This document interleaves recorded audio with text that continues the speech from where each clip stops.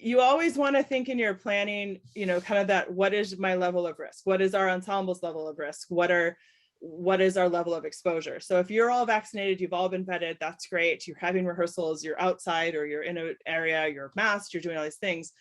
But then you add on that next level of audience and you can vet them and you can, do all these things like that. But that is a next component, the size of that many people in a room or that, that exposure. So one of the options is you rehearse together, but you record it or you stream it live or whatever. So that's one. And then, so those are kind of the two biggies I feel like ensembles are figuring out right now is, are we completely online? Are we this hybrid online, but we don't have an audience? Do we have an audience? Those things. But one way I really want people to kind of think is, can we do an in performance if you have the technology, is to not exclude the people of your ensemble that for whatever reason cannot be there in person. So the idea of having, and again, this is a technology thing and you need these resources, but pre-recorded pieces of the online participants you have, it's not always the most artistically fulfilling thing, but to have, the people who are there in person, singing with the ensemble that's recorded, those types of things. So you're wanting to kind of think, how can we include as many people as possible in their safe situation? So, and then of course, in-person concert with live audiences. And that even now has changed with the idea of, having,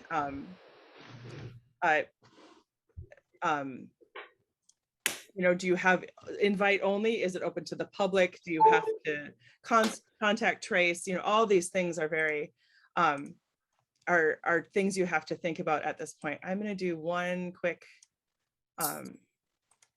thing. I'm making Julie Parsons a co-host so she can also do some of the logistics as they go by. Thank you.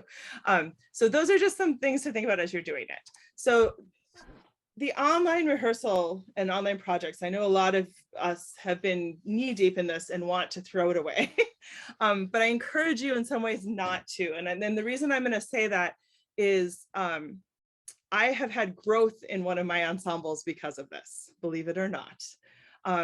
The Finnish choir and the Swedish choir here in town have blossomed into quite large ensembles because we have singers from all over. We have singers from California because they don't have a choir. We have singers from Toronto. We have singers from New York.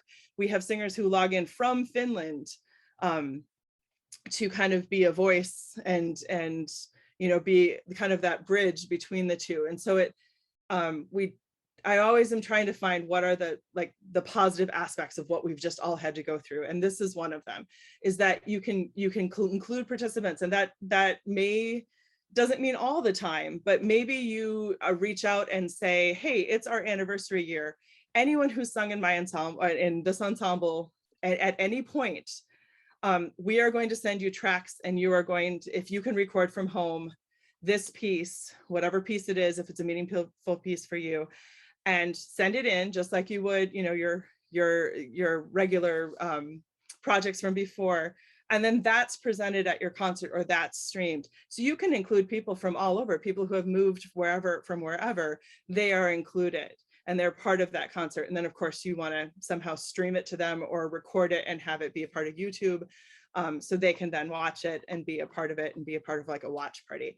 But these are the positive things that have come out of this for me and for the ensembles I've been working in.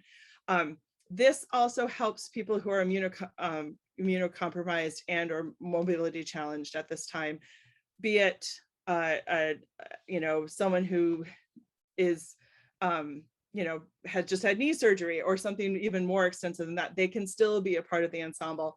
And I have found at this point also that this is when people need their choirs and they need to be feeling like they're part of an ensemble and we can support them. So it doesn't, again, have to be a whole concert, just one piece, or just I don't want people to throw it out just because we're done with this. So that's just something to think about. Your audience can be worldwide if you do it. And you can put collaborations on with other ensembles. We, the Finns and the Swedes did a concert with the Gavle Swedish ensemble. and they did a few pieces and they logged on and talked about it, and we logged on and talked about it and had this collaborative thing with a choir in Sweden. So, you know, you can think of it that way as well. And we're in the situation now where this is maybe an option, a good option to do, because it's also, you know, it's again limiting exposure. And of course, that does open streaming rights and copyright compliance and all those things that you have to follow. But it is an option, especially if you're feeling that at the beginning of this right now, where we're kind of, the Delta variant has caused us to all kind of go, whoa, wait. These are some thoughts to, you know, can you reach out to alumni of your ensemble and maybe do a piece that way, and start with those types of projects as opposed to jumping right into being together right away. And the other thing to think about is, what is an online rehearsal option for quarantine singers?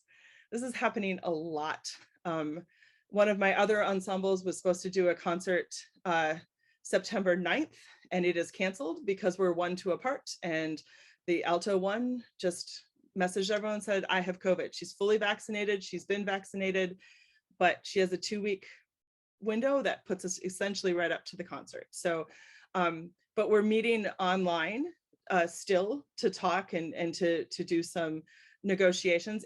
It's hard, of course, to rehearse online, but if you can get people who feel safe in the space as much as possible, but if that one person needs to be, or 2 people or whatever, do you have an option for them, a Zoom option or something? Just thinking about those things as you plan into your season. With that, what is your policy for the number of rehearsals missed in person? You know, are you tolerant of having someone do 8 rehearsals on Zoom and come in for the 9th? And then sing the concert? Some people are like, nope, that's not it. Some people may be okay with that if it's a large ensemble and this is allowing people to participate. But you just kind of have to think about those things as we kind of open up these different ways of viewing rehearsal by limiting exposure. Is how can we do this? And then also just the logistic of how are you distributing the rehearsal recording if you're recording it. You know, we're recording this right now, but then, you know, they're big files and everything. Is there some sort of, you know, depository? Is it going to be just a Google Drive? Just little logistics like that. As you think about these things, just kind of going through the process of, you know, who's going to set it up, who's going to log it in, what is our login, is it a regular one, you know, that kind of thing, and how can we distribute this at the end for the singers. And this, to me, is even post-pandemic. Hopefully, you know, this is over at, or close to over at some point in our lives and stuff, but is this still something that could be a benefit, you know, for those singers who had to go out of town for a family emergency, but can still log in and be a part of rehearsal? So just thinking about those things as you move forward, or I now think about all of us who have, I'm sure, gone to rehearsal and said, I have the sniffles or whatever.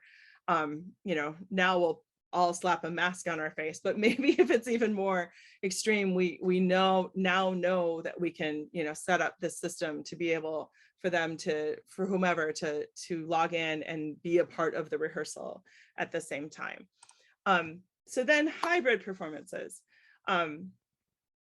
This doesn't shut out people, is my biggest thing, is that aren't able to attend. So hybrid to me in this case is people attend things, rehearsals, and then either, you know, submit themselves. They're not going to perform live because of the latency and stuff, but submit you know, their piece, and we do the mixing and everything from our side. But the idea is to have them behind the live audience or the live singers.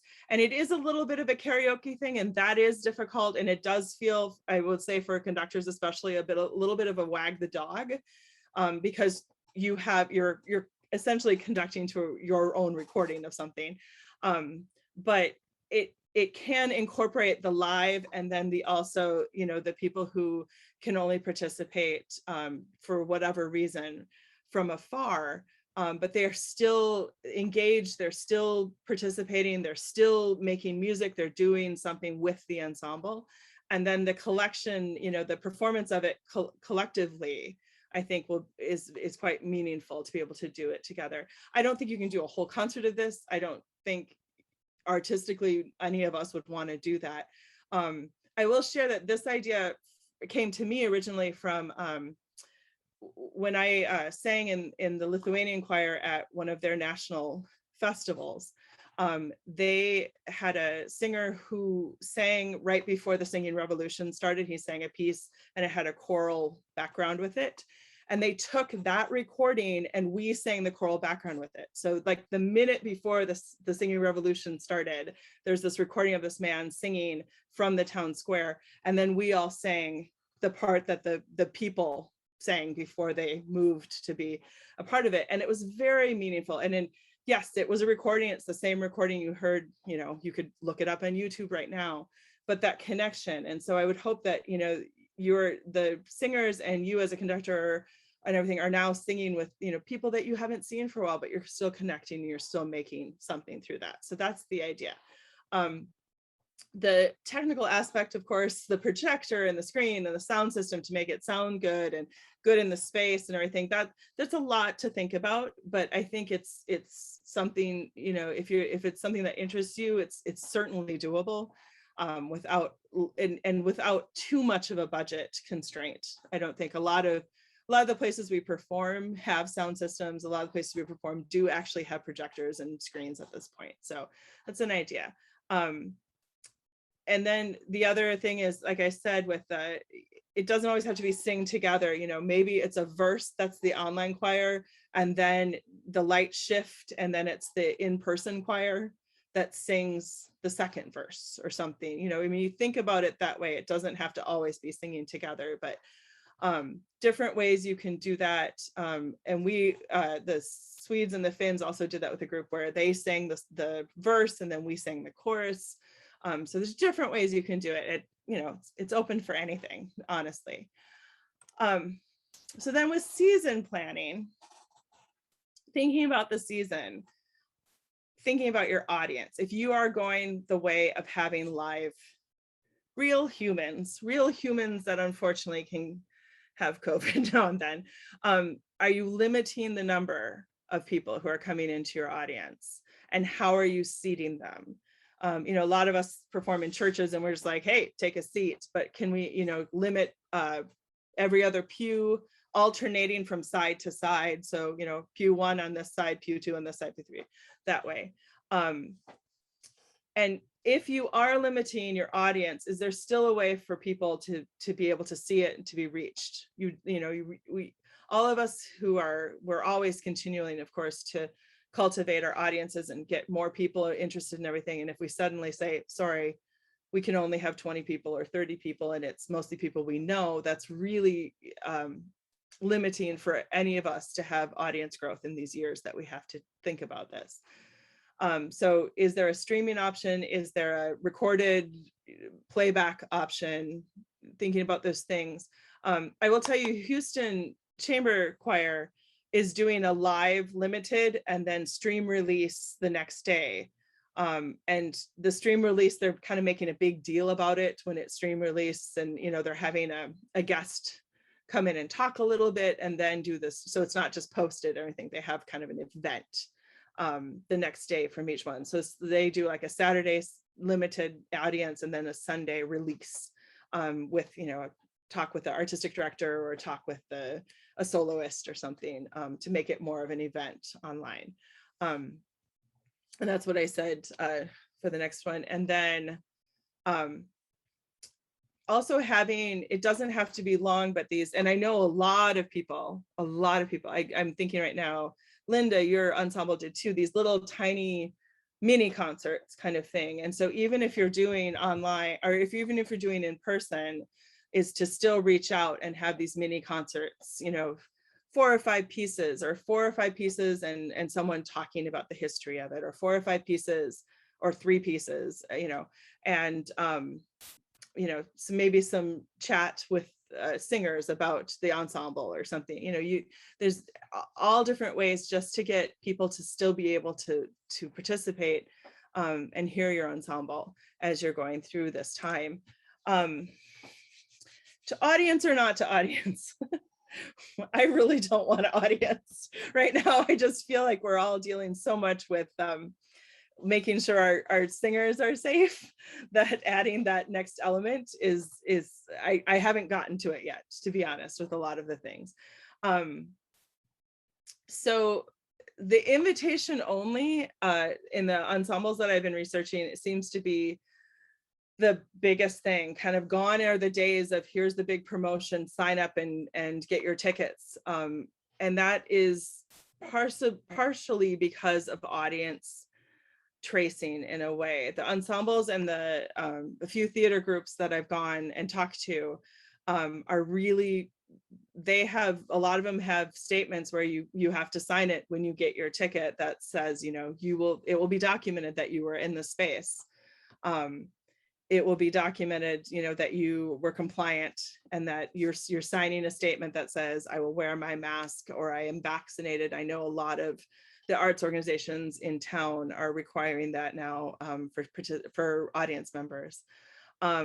So just thinking about how much you want to, you know, if you're outdoors, that's a lot more open and easier to kind of say, stay away from each other, and that's fine. But if you're doing tickets, and how do you want to seat that? Are you seating in groups? You know, like if someone buys 4 tickets because they're a family, that's fine, but then give, you know, space in between. That's loss of ticket, of course, but a safety barrier between, you know, groups together, or all different scenarios that you can think about, and just kind of how, you know, what that's going to look like. For your volunteers or your front of house staff, how do you check everyone in? I've been to performances this summer where we all got our temperature gun, as I call it. You know, we got our temperature taken. That was documented, and then you were fine if you weren't running a temperature and you signed a form saying you were vaccinated and you would wear a mask. Then you could go to this performance. So what is your procedure going to be? And then also, what are your flow of going to the toilet? And if there's an intermission, how are you limiting that? Are you staggering when people can come into the space? You know, when you open house, is it a free-for-all, or are you going to, you know, tell people exactly where they're going to sit and they're all kind of timed together to go in and out? You know, you can sit down, but be, you know, socially distant and that kind of thing. And so just having a plan for all of those scenarios is a lot, but I think it will in the end make you feel more comfortable as you get through these steps, as you get through that first rehearsal with your ensemble, if you are in person, knowing what that procedure is with each other. You know, are you distanced? Are you masked? Are you, you know, do you hand sanitize? Do you take temperatures with your ensemble? Do they have to prove their vaccination? Are you requiring vaccination? All these things, just to kind of piece together, so you're not caught off guard, and then having to kind of make policy on the fly, as I would say, but to try to kind of see, and hopefully a lot of these things, you know, you never know, maybe you won't have to use them. The last one, which I did not put on here, but I want to put in your mind before we open it up for questions and thoughts, is also, what is your procedure if someone in your ensemble does test positive and has been in your ensemble during that time? What is the protocol? What is the procedure? What is, you know, all of those kind of that, you know, they will be told by the health. You don't have to do the board of, you know, the public health or anything. That if they're tested positive, they will be contacted, I'm sure. But how do you discreetly tell your ensemble? How do you discreetly but safely tell your ensemble? You know, you're trying to respect the singer, but also making sure that your ensemble knows. Do you go all into quarantine? You know, all those things that you have to think about in this process. So